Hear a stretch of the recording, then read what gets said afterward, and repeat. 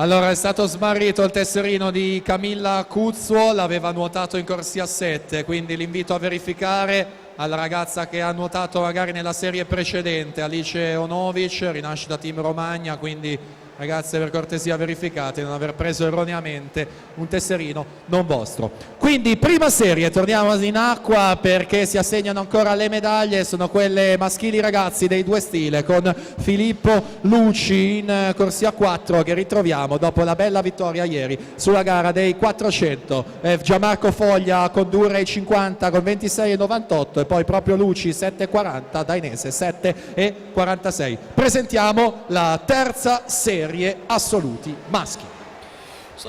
Davide Gobo alla corsia numero 1, Pier Giulio Roberto Bressan alla 2, Marco Muro in 3, Alberto Camillotto alla 4, Pietro Cirillo in 5, Nicola Lorenzetto corsia numero 6, Luca Bidoggia alla 7, Marco Tosoni corsia numero 8.